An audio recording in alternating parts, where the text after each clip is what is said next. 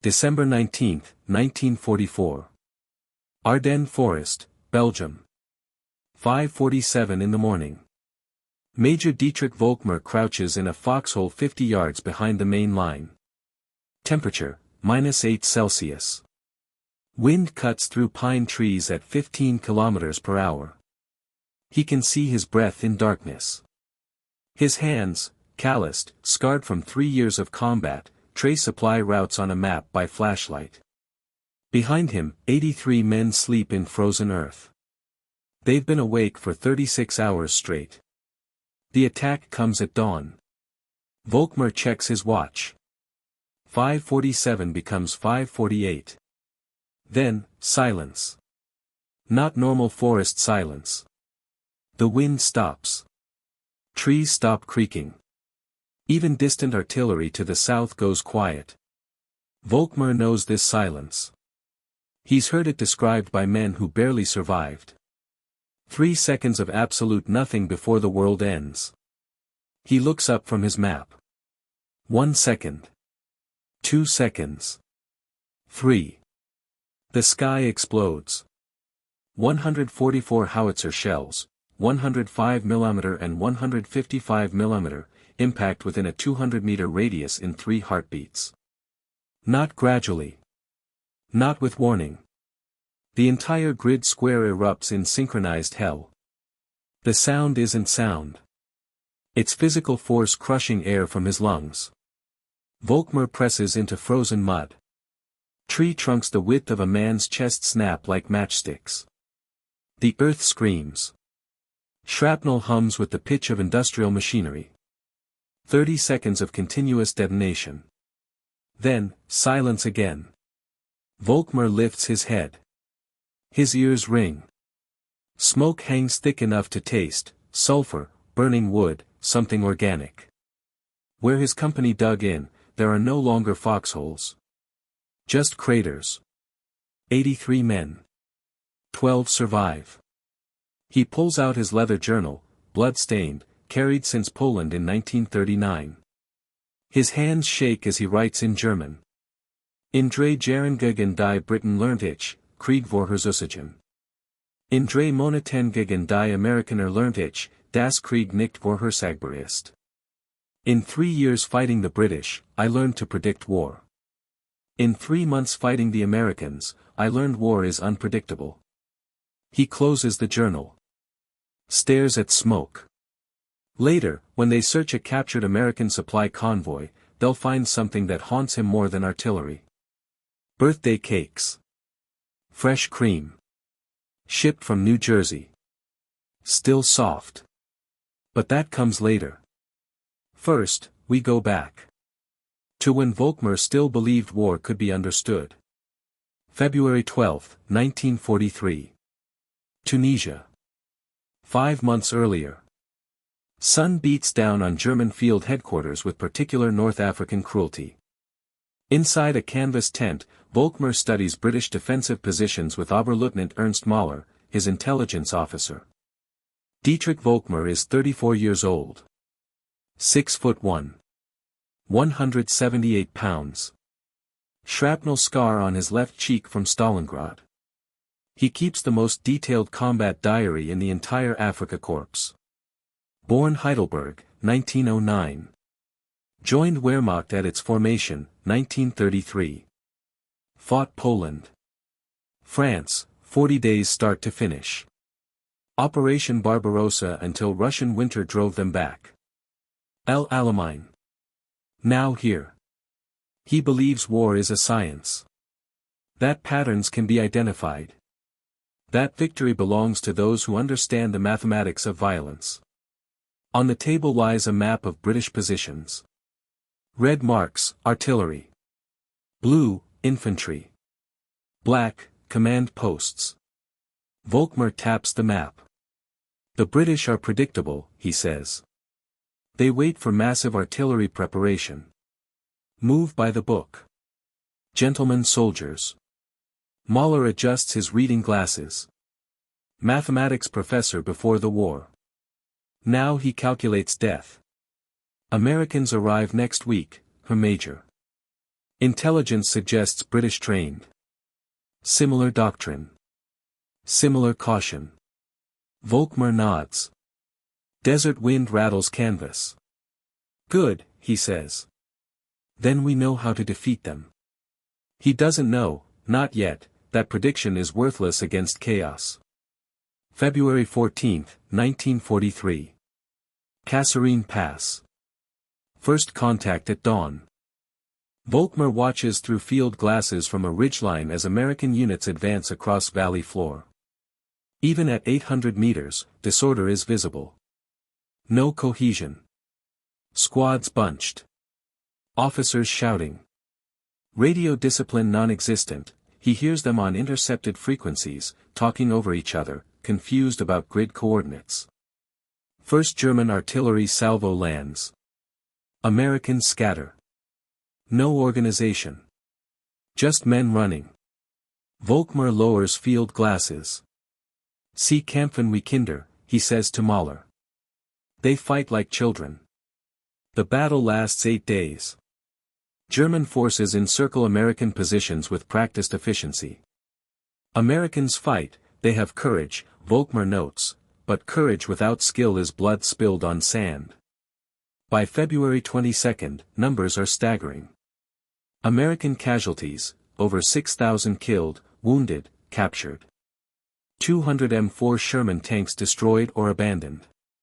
Unit cohesion, collapsed. Reports from U.S. National Archives record Group 407, documented by Americans themselves with brutal honesty. Complete German victory. But. There's always a but. Volkmar notices something that doesn't fit patterns. Even surrounded, even cut off from command facing annihilation, small American groups continue firing at full intensity. 12-man squads that should surrender instead empty every magazine. British doctrine is clear, surrounded units preserve ammunition, await relief or surrender. American behavior, surrounded units escalate. Makes no tactical sense. Wasteful. Undisciplined. Also terrifying in a way Volkmar can't articulate. February 23, field hospital tent behind German lines. They bring in American prisoners. Wounded. Exhausted. One is a sergeant, left-handed, talks constantly despite bullet wound in shoulder. Name, Garrett Ashford. 22. Farm boy from Nebraska. Volkmar conducts interrogation personally. Ashford sits on medical cot, shoulder bandaged, grinning despite obvious pain. Young face. Dirt in hair. Blood on collar. Why don't your men retreat when ordered? Volkmar asks in English. Thick accent but clear. Ashford's grin widens. Retreat? He shifts, winces. We don't know that word yet, Major. But we learn fast. Volkmar dismisses this as bravado. American arrogance, talking big, fighting small. You lost 6,000 men in 8 days. 200 tanks. Your units collapsed. Yeah. Ashford nods, still grinning. We fucked up real bad. But here's the thing, Major, we only fuck up once. Volkmar doesn't understand. Not yet. Americans withdraw completely. Not retreat, withdrawal. Organized. Deliberate. Within 48 hours, no American combat units in contact. 30 days of silence. German intelligence intercepts radio traffic. Americans reorganizing. Retraining. Integrating new personnel. Specifics unclear. March 10, Mahler brings a report. Sir, he says, removing glasses to clean them. Abwehr intercepts suggest Americans implementing changes at unprecedented speed. Training doctrine updates. Command restructuring. They're adapting. Volkmar is writing. Doesn't look up. British took 6 months to adapt after each failure at El Alamein. These amateurs have 30 days. What can they possibly learn? Mahler doesn't answer. Just puts glasses back on. Stares at the map. Outside, wind scours desert. Sand hisses against canvas. Artillery rumbles, British guns, following predictable schedules. Volkmar writes. Das ist das Ende. Oder der Anfang. This is the end. Or the beginning. He doesn't know which. March 17, 1943. Tunisia. American counteroffensive. 33 days after Kasserine. Volkmar's unit digs in on same terrain where they crushed Americans a month ago. Same hills. Same valley approaches. Same tactical advantages. Mahler sets up observation post with German precision. Radios. Field glasses. Map table. Americans come at first light. But everything has changed. First indication is sound. Not chaotic radio chatter. Now intercepted transmissions are crisp. Professional. Grid coordinates called with precision. Fire missions coordinated like clockwork. Then Volkmar sees them through field glasses. American infantry advancing in textbook fire and maneuver. Squads leapfrogging. Supporting fire. Flanking elements. Not the mob from Kasserine. Something else. Engagement begins. The sound, Volkmar has trained himself to count rounds by ear, skill learned from 3 years of combat. The sound is wrong. Too much. Too fast. 12,000 rounds per minute from single American company. He counts twice. 12,000. British fire 4,000. Volume is physically disorienting. Ground trembles. Cordite smoke rolls across valley so thick Volkmar tastes metal on his tongue. Volkmar sets ambush. Traditional tactics. Works against British, concealed positions, surprise fire, force them to cover and reorganize. Americans march straight into it. German MG-42s open up from 300 meters. Textbook kill zone. Americans do not take cover. They charge. Directly into machine gun fire. Not around it. Not waiting for artillery. They charge with such aggressive speed that Volkmar's prepared positions are overrun in 4 minutes. Das ist Wahnsinn. Volkmar shouts into radio. Das ist Selbstmord. This is madness. This is suicide. Mahler's voice crackles, "Sir, it's working." They're overwhelming the position with pure aggression. Volkmar watches through field glasses. His hands shake. First time since Stalingrad. These are not the same soldiers who stumbled through Kasserine 33 days ago. Data will come later, documented in U.S. Army G2 reports now stored in National Archives. Before Kasserine, only 15 to 25% of American soldiers actively fired weapons, normal rate for European armies. After Kasserine, 100% squad participation. Every man firing. 47 specific tactical changes implemented in 30 days. Lessons from February 14 reached Fort Benning, Georgia by February 28. New training protocols. New doctrine. New army. They only fuck up once. By noon, Volkmar's unit withdraws under pressure. They capture 2 Americans in chaos. One, wounded again, shrapnel in leg, is Sergeant Garrett Ashford. Volkmar recognizes him immediately. They meet in a damaged farmhouse serving as temporary holding area. Ashford stands this time, leg bandaged but mobile, leaning against wall. The grin is still there. Wider. More confident. He's not the same wounded kid from a month ago. How did you transform in 30 days? Volkmar asks. No preamble. Ashford's grin fades slightly. Not from pain. From something like pride. After action reports, Major. Every mistake we made at Kasserine. Documented. Analyzed. Fixed. Our guys landing in Europe next month already know what not to do here. They've read about every fuck-up. Trained against every trick you pulled. Impossible. British take months. We're not British. Ashford leans forward. We reload faster than you can think, Major. You shot up the first magazine. Fine. We loaded a new one. New tactics. New training. Same war. Different army. Volkmar stares. Outside, artillery rumbles. American artillery now. Tempo faster than British guns. More aggressive.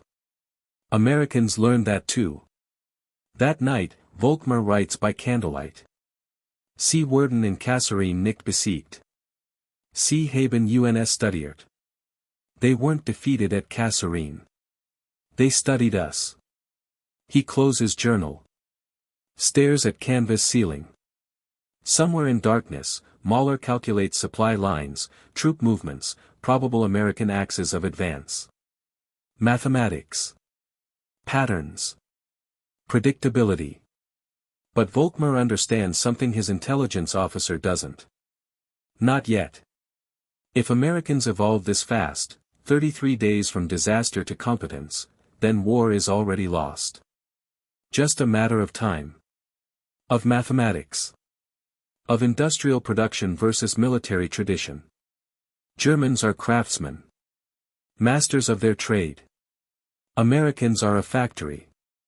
And factories don't stop. They just produce more. June 6, 1944. Normandy, France. Dietrich Volkmar stands in morning rain watching the horizon burn. Transferred from North Africa. Promoted to Major. Given command of reinforced company, 140 men, 5 Tiger tanks, supporting artillery. Orders, hold Bocage country south of invasion beaches. Delay American advance. Rain is cold. European rain, steady, relentless, turning French soil to sucking mud. Through field glasses, Volkmar watches beach 5 kilometers north. Ships. Thousands stretching to horizon. Landing craft. Supply vessels. Warships with guns size of railway cars. Mahler stands beside him under canvas tarp between hedgerows. British landing at Sword and Gold, Mahler says, consulting map. Americans at Utah and Omaha. And here? Volkmar asks. American sector. Third Army. Patton's command. Volkmar nods slowly. He's read intelligence from Sicily. Italy. Americans continued evolving. Faster vehicles. Better coordination. More aggressive tactics. But Normandy is different. Here, Americans face bocage. Ancient hedgerows, earthen walls topped with trees and brambles, some dating back 800 years. They crisscross countryside in maze of natural fortifications. Each field a fortress. Each lane a kill zone. German defenders prepared for months. Machine gun nests. Mortar positions. Anti-tank guns with overlapping fields of fire. Volkmar studies terrain. Smiles slightly. These walls are 800 years old, he says. Natural fortress. We can hold 6 months. Maybe longer. Sherman tanks will be stopped cold, Volkmar continues. 30 tons trying to climb 4 meters of packed earth and oak roots. Impossible. We have every advantage. Behind them, German soldiers dig deeper. Rain continues. Artillery rumbles, naval guns from invasion fleet, pounding beaches. Volkmar writes. Hier worden die Amerikaner langsam sterben. Die Bocage wird grab sein. Here the Americans will die slowly. The Bocage will be their grave. He's wrong. June 17, 1944. Day 11 of invasion. Volkmar crouches behind hedgerow watching Americans attempt breakthrough. For 10 days, pattern consistent, Sherman tanks approach earthen walls, try to climb, bog down. German anti-tank guns pick them off at leisure. Yesterday alone, 50 American tanks destroyed in Volkmar sector. Mathematics are simple. Americans can't advance without armor. Armor can't advance through bocage. Stalemate. Through field glasses, Volkmar watches another Sherman approach. M4A1. 75mm gun. 33 tons. 5-man crew.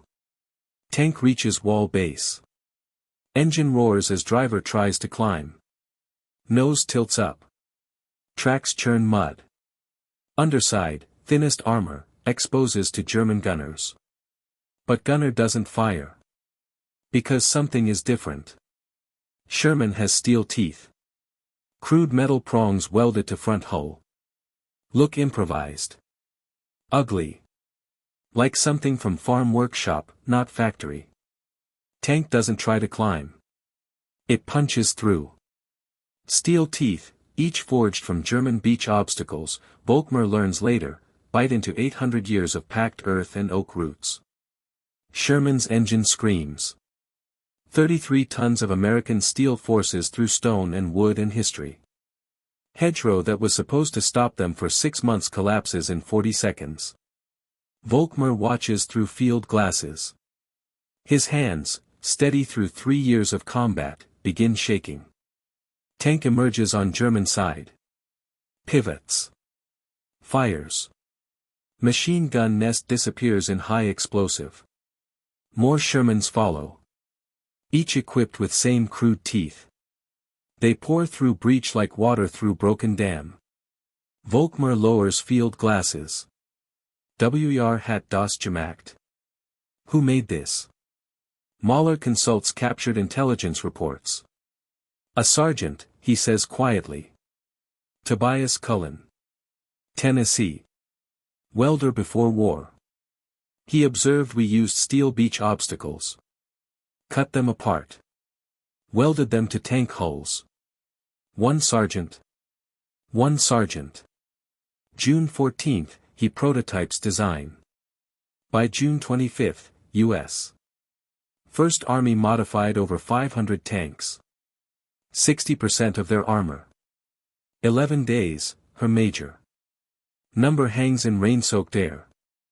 11 days from problem to solution. From one man's idea to 500 modified tanks. That night, Volkmar writes. Ein Sergeant lost ein Problem, das unser Ingenieur für unmöglich hielten. A sergeant solved a problem our engineers deemed impossible. He stares at words. Rain drums on canvas. Somewhere in darkness, more American tanks grind through hedgerows supposed to be impenetrable. Mathematics have changed. Fortress has fallen. June 28, 1944. Combat action near St. Lo. American infantry advancing across open ground. 2 platoons. Maybe 60 men. Standard assault formation. Volkmar positioned forces with precision. MG-42 machine guns. Mortars. Overlapping fields of fire. He waits until Americans reach kill zone, 200 meters from German line. Fewer, he orders. Fire. German machine guns open up. Sound is industrial. Mechanical. MG-42s cycling at 1200 rounds per minute. Tracer fire cuts red lines through morning mist. American lieutenant leading assault takes 3 rounds center mass. Goes down hard. Expected result, attack stops. Units take cover. Radio for artillery. Reorganize under new leadership. This is what British do. What every army does. Americans do something else. A corporal, Volkmar sees through field glasses, young face, no more than 20, doesn't hesitate. Doesn't call for orders. Doesn't wait for senior officer. He just takes over. Volkmar watches. Sees corporal's mouth moving, shouting orders Volkmar can't hear over machine gun fire. Sees hand signals, sharp, decisive, no hesitation. Dead lieutenant lies in grass 15 meters behind, but no one looks back. Smell of cordite rolls across field. Volkmar tastes copper, adrenaline, fear, metallic bite of understanding that something fundamental has changed. Hand signals. Immediate flanking maneuver. Suppressing fire. Assault continues without missing beat. Dead lieutenant is irrelevant. Command structure hasn't collapsed. Simply reorganized in time it takes to empty a magazine. Der Angriff stopped nicht. Volkmar shouts. The attack doesn't stop. 4 minutes later, American infantry overruns German position. Volkmar's unit withdraws under covering fire. They capture corporal during withdrawal. Name, Silas Drummond. 20 years old. Detroit. Mechanic's son. Carries grandfather's pocket watch in breast pocket, dented now, stopped at 0847, moment shrapnel hit it instead of his heart. Volkmar conducts interrogation. Who ordered you to take command? Drummond looks confused. Nobody ordered me, sir. Lieutenant went down. I'm next in chain. That's just what you do. You had no communication with company commander. No authorization. Don't need authorization to do my job, Major. Volkmar stares. Young American face. Dented pocket watch on table. In our army, Volkmar says slowly, a corporal waits for orders from senior officer. Drummond shrugs. Then your army moves slower than ours. Not arrogance. Fact.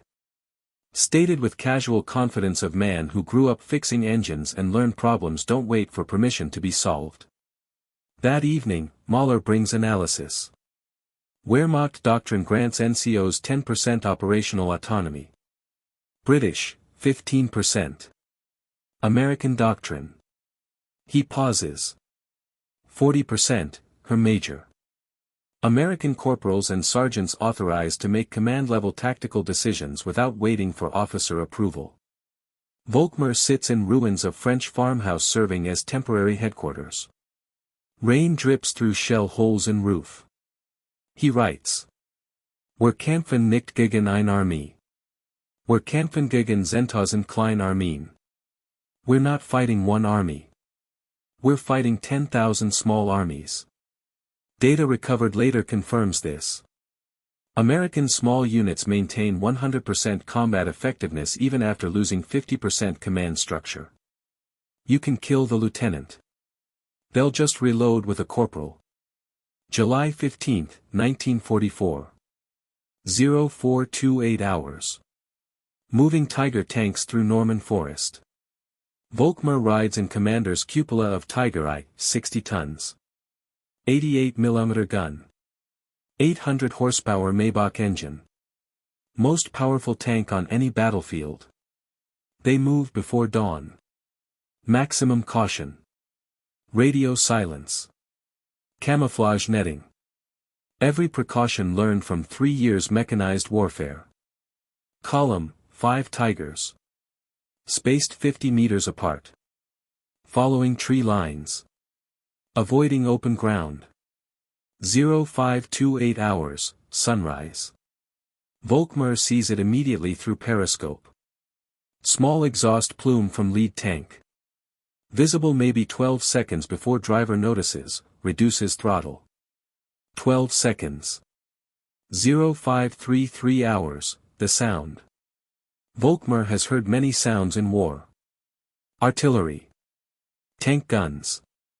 Screaming. But this sound is different. High-pitched. Growing louder. Multiple engines. He knows what's coming. Jabo, he shouts into radio. Deckung. Deckung. Fighter bomber. Cover. Cover. 4 P-47 Thunderbolts come in low over trees. 7 tons each. 8.50 caliber machine guns per aircraft. 500-pound bombs. Rockets. Sound, Volkmar will write later, is like death itself given voice. First Tiger explodes. Direct rocket hit. Turret blown 20 meters from chassis. Second Tiger tries reversing into heavy cover. Too slow. .50 caliber rounds punch through thinner top armor. Tank bruise up, ammunition cooking off, white-hot flames erupting from hatches. Third Tiger returns fire with machine gun. Futile. P-47's already passed, banking for another run. Volkmar's driver sees shadow cross forest floor, split-second warning. Reverses hard into thick oak stand. Heavy branches. Deep shade. P-47s make 3 more passes.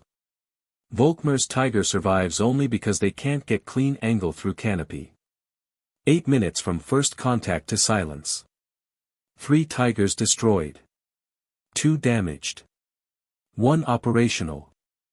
Volkmar climbs out when aircraft finally leave. Hands shake from adrenaline. Ears ring. Forest smells like burning metal and cooked flesh. Mathematics are brutal. Of German tank losses in Normandy, 70% come from air-to-ground attacks. Only 30% from tank versus tank combat. Data exists in Luftwaffe loss analysis reports from July-August 1944. American air superiority means daylight movement is suicide. German armor can only move at night.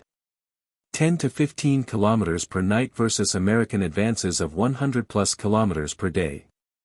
That night, Volkmar writes. Der Tag gehört nicht mehr uns wir sind Ratten geworden, die nur im Dunkeln hervorkommen. Daylight no longer belongs to us. We've become rats that emerge only in darkness. Above, night sky is empty. Silent. But he knows at dawn, thunderbolts return. And day belongs to them. August 3, 1944. Meeting with Tobias Renner. Volkmar finds him in cellar beneath destroyed church. Renner is 42. Artillery commander. Veteran of Russian front. Deaf in right ear from shell burst at Kursk. Renner moves slowly. Speaks slowly. Calculates everything before acting.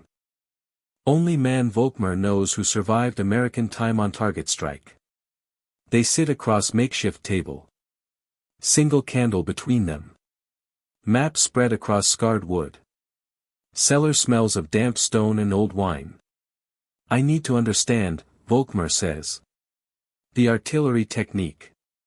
How does it work? Renner removes cap. Hair gray. Hands have slight tremor, permanent nerve damage. Time on target, he says. Voice quiet. Measured. Americans call it taut.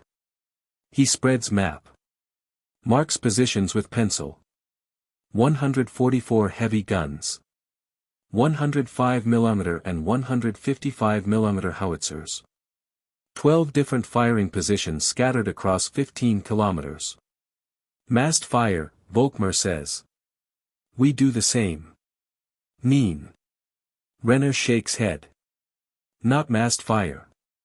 Synchronized fire. He draws lines. Trajectories. Flight times. Each gun is different distance from target. Each shell has different flight time. Americans calculate these times with precision, slide rules, synchronized watches, radio coordination. Then they stagger firing sequence. I don't understand. Renner's trembling hands demonstrate. Gun A fires at minute 0. Gun B fires at minute 0 plus 12 seconds. Gun C at minute 0 plus 24 seconds. Different timing for each gun. But all 144 shells. He brings hands together. Arrive within 3-second window. Silence in cellar. 3 seconds, Volkmar repeats. No warning shots. No ranging rounds. British fire, adjust, fire again. You hear them coming. Take cover. But Americans. Renner stares at candle flame.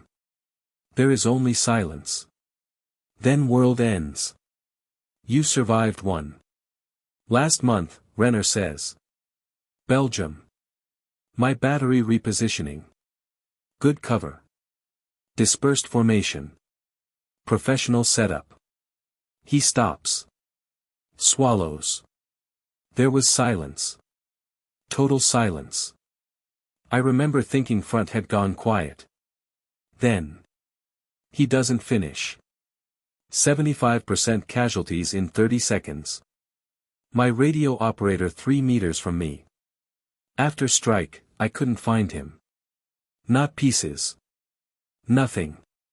Just, gone. Candle flickers. Rain drums on rubble. How many shells? Volkmar asks. Renner consults notebook. Handwriting precise despite tremor. In Battle of Bulge, this will happen in December, her major, you'll see, Americans fire 1,200,000 shells in 14 days. That's 86,000 shells per day. Every day. For 2 weeks. He looks up. We're rationed to 10 to 15 shells per gun per day. 10. They fire 86,000. Numbers are incomprehensible. Industrial. Inhuman. Volkmar sits in candlelight and understands, truly understands for first time, what Renner already knows. You can defeat American soldiers in combat. Man against man. Courage against courage. But how do you fight mathematics? How do you fight sky and earth itself? December 16, 1944. Ardennes Forest, Belgium. 0535 hours. Dietrich Volkmar waits in darkness for signal to attack. Around him, 140 men crouch in frozen earth. Temperature, -12 Celsius. Snow covers ground ankle deep. Forest silent except sound of men breathing white clouds into black air. Operation Wacht am Rhein. Watch on the Rhine. Germany's last major offensive. 250,000 German soldiers massed in secret. 2,000 tanks and assault guns. Goal, split Allied line, recapture Antwerp, force negotiated peace. For first time since Normandy, Germany has advantage of surprise. Volkmar checks watch. 0535 becomes 0536. He thinks about mathematics. Probability. Whether faith in numbers can overcome simple arithmetic of industrial production. 0540 hours, signal. German artillery opens across 100-kilometer front. 2,000 guns firing in orchestrated fury. Sound rolls across forest like sustained thunder. Attack begins. December 18. 2 days into offensive. Initial success exceeds expectations. American lines break in multiple sectors. Confusion. Panic in some units. German armor pushes deep, 20, 30, 40 kilometers. Small American units find themselves surrounded, cut off, facing annihilation. Volkmar's company participates in encirclement of Bastogne. Critical crossroads town. 7 roads converge. American forces, approximately 12,000 men of 101st Airborne, trapped inside shrinking perimeter. Standard military doctrine, surrounded forces surrender after 72 hours without resupply. Mathematics simple. No food. No ammunition. No hope of relief. Volkmar believes, for first time since Tunisia, that victory is possible. December 22. German officers deliver surrender terms to American commander in Bastogne. General Anthony McAuliffe. Message formal. Professional. Offers honorable surrender to avoid bloodshed. American reply comes back within hour. One word, nuts. Volkmar receives message at field headquarters. Reads 3 times. Was bedeutet nuts? What does nuts mean? Mahler, who studied in America before war, translates. It means, no, Her Major. Emphatically no. Volkmar stares at paper. But response is worse than refusal.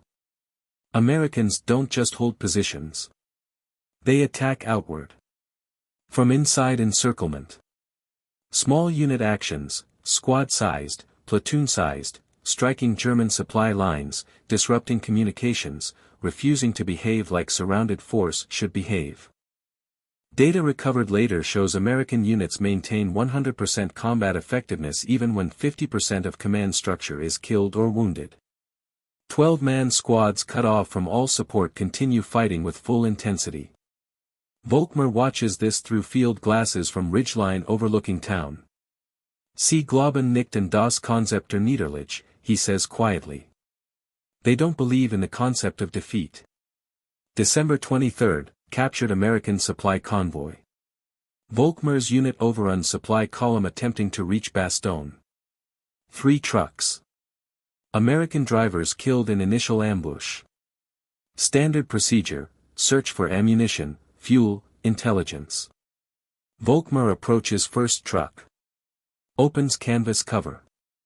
What he sees stops him cold. Not ammunition.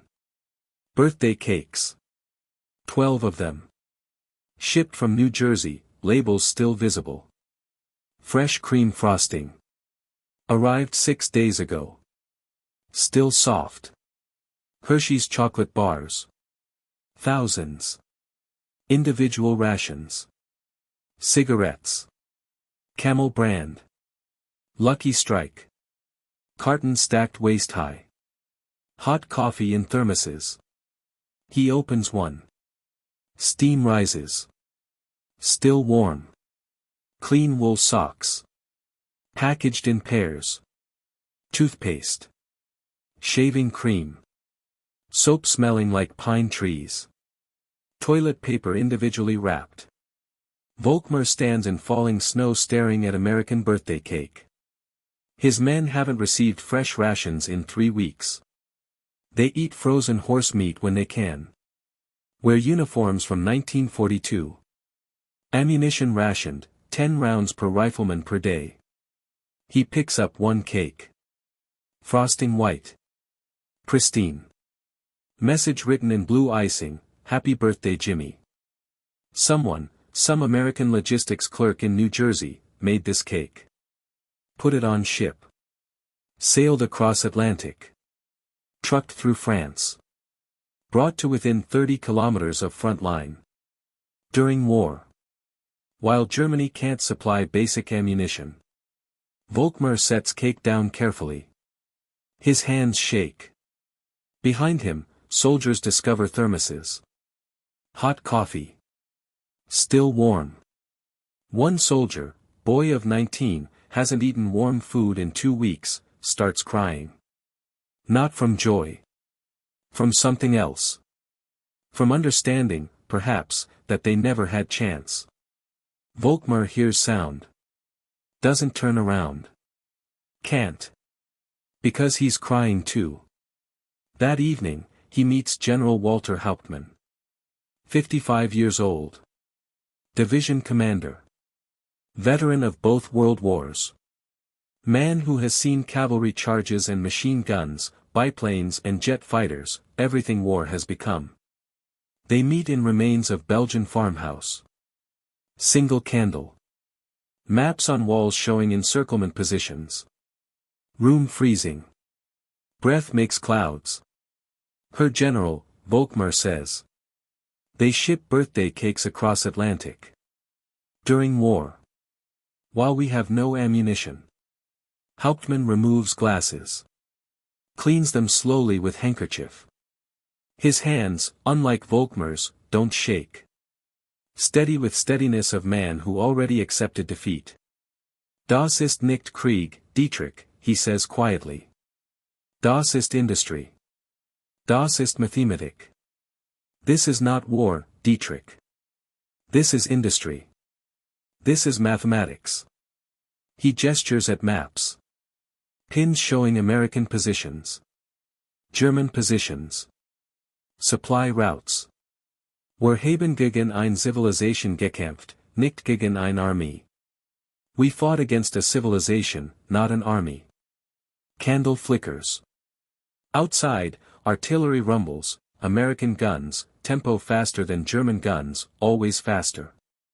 Hauptmann continues, voice carrying weight of terrible understanding.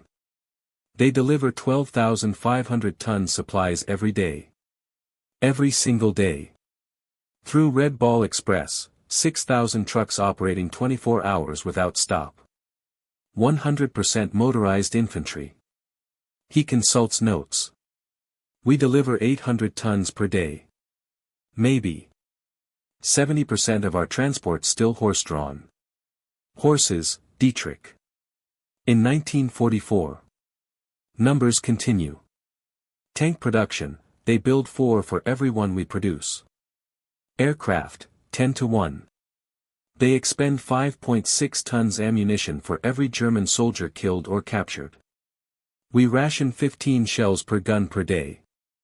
Hauptmann puts glasses back on. Looks at Volkmar directly. This offensive will fail. Not because our soldiers lack courage. Not because our tactics are wrong. But because arithmetic doesn't care about courage. Volkmar sits in silence. Candle burns lower. Their replacement soldiers, Hauptmann continues, arrive in Europe with training manuals updated from battles 3 months prior. Fresh intelligence. Current tactics. Our replacements receive 4 weeks training, down from 16, using doctrine from 1939. He closes notebook. We're fighting with what we have. They're fighting with what they can make. And they can make anything. December 24th, Christmas Eve. Volkmar encounters Garrett Ashford for 3rd time. Ashford is sergeant now. Captured during reconnaissance patrol near Bastogne. Sits in holding area, barn converted to temporary prisoner facility. 20 Americans. Guarded by 4 Germans who look half-starved compared to prisoners. Volkmar recognizes him immediately. Nebraska farm boy. Man who said, we learn fast, at Kasserine. Who said, we reload, in Tunisia. They meet in corner of barn. Private conversation. No guards close.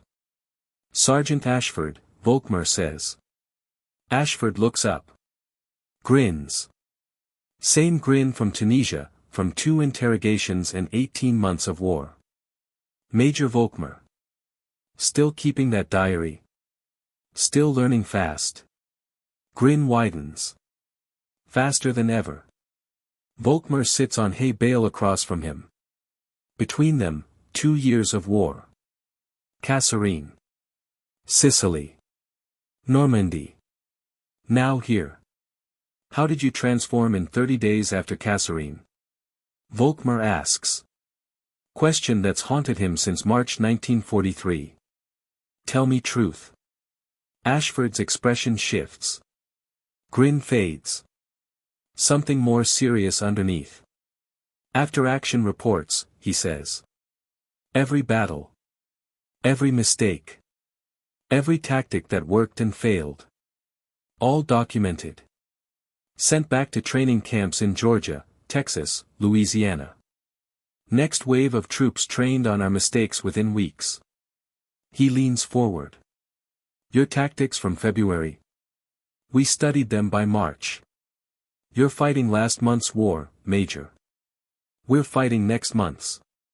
But this requires, system. That's exactly what we are, Ashford says. A system. Sergeant Cullen invented Rhino device June 14th.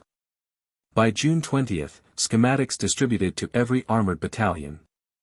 By June 25th, 500 tanks modified. 6 days from one man's idea to army-wide implementation. He pauses. How long would that take your army, Major? Silence in barn. Outside, Christmas Eve. Somewhere, men singing carols in German. In English. Same songs in different languages. You're going to win, Volkmar says. Not question. Yeah, Ashford says simply. We are. That night, alone in Foxhole, Volkmar writes by moonlight. In left hand, frozen potato. German ration. In right hand, American Hershey bar. Taken from captured convoy. He stares at both. Contrast is complete. Wir sind Handwerker, die gegen ein Fabrik kämpfen. Wir bringen Kahnen. Sie bringen Mathematik. 5-6 Tonnen Munition für jeden deutschen Soldaten. Sie versuchen nicht, uns zu überlassen. Sie lassen uns einfach aus. We are craftsmen fighting factory. We bring skill. They bring mathematics. 5.6 tons ammunition for every German soldier. They don't try to outskill us. They simply erase us. He closes journal. Looks up at winter stars. 5 days ago, December 19th at 0547 hours, he experienced those 3 seconds of silence. The Tott strike that killed 71 of his men. Mathematical precision that proved Renner's warning true. Tonight, Christmas Eve, he understands what those 3 seconds meant. Not just death. Not just defeat. End of era. He writes one final entry. Ich have drei Jahr Krieg überlebt. Aber wir hatten nie ein Chance, in zu gewinnen. I survived 3 years of war. But we never had chance of winning it. May 8, 1945. POW Camp, Belgium. War ends. Volkmar stands at barbed wire fence when announcement comes. Germany surrendered unconditionally. Europe falls silent. Around him, German prisoners. Thousands. They don't speak. Just stand in mud and watch American guards celebrate. Volkmar is 35 years old. Survived Poland, France, Russia, North Africa, Normandy, Bulge. Carries scars from shrapnel, frostbite, malnutrition. Weighs 148 pounds now. 30 pounds less than at Kasserine. But he still has journal. 847 pages. Blood-stained. Water-damaged.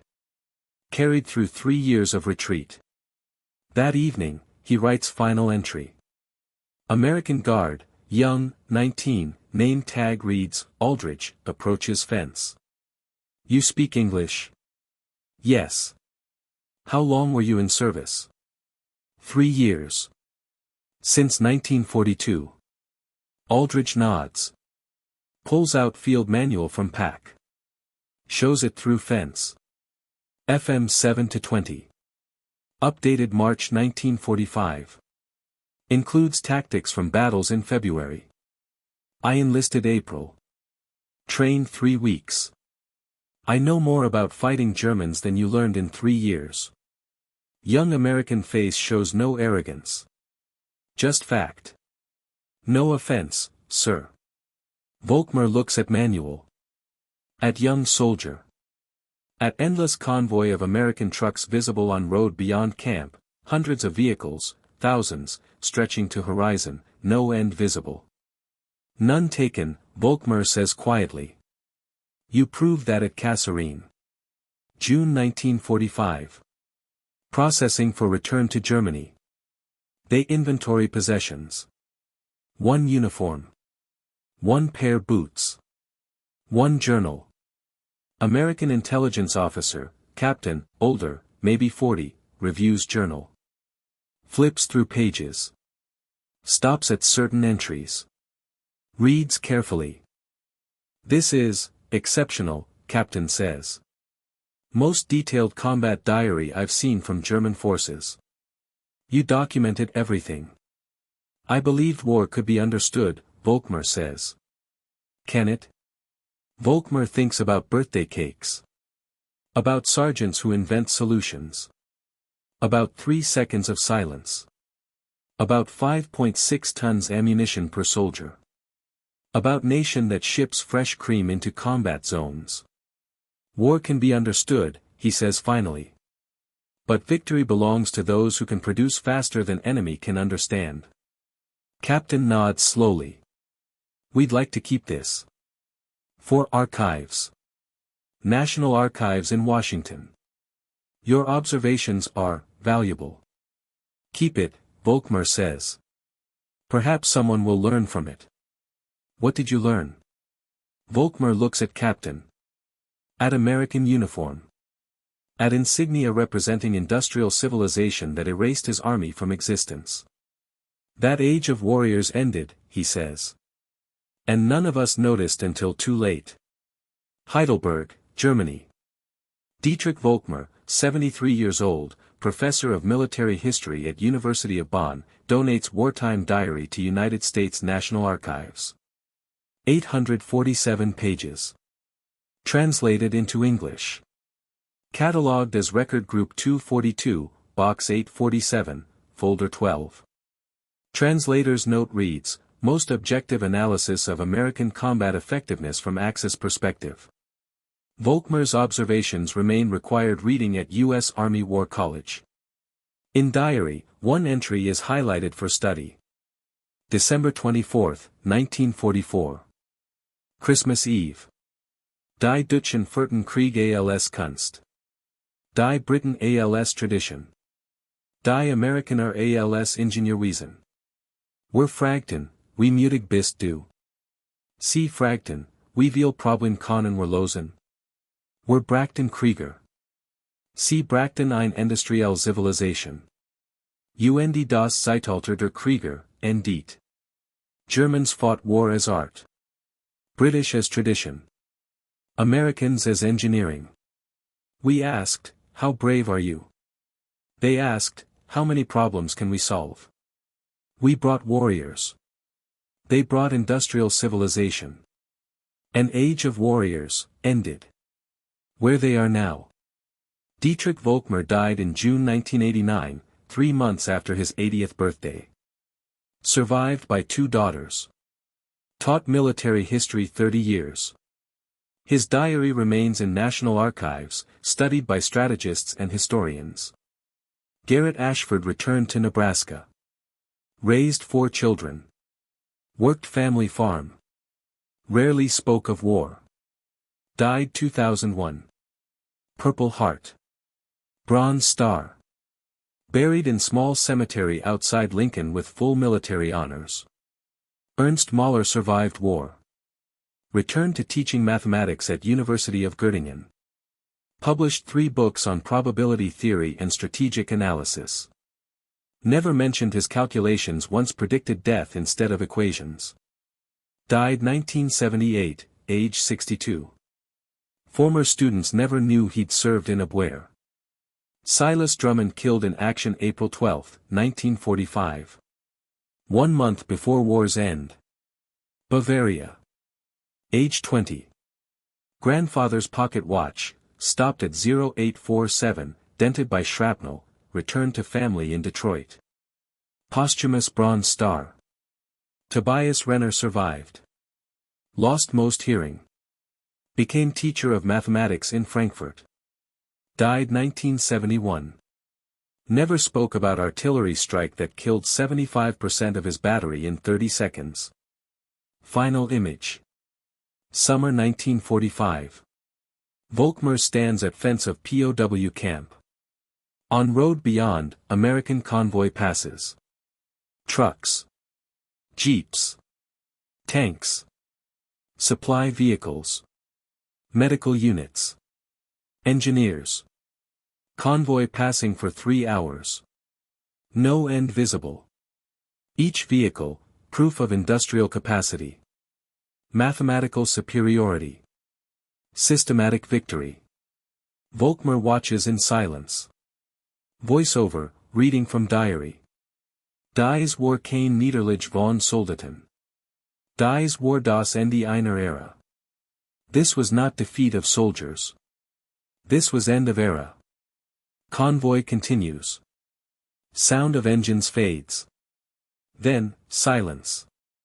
Same silence Volkmar heard 5 months ago in Ardennes.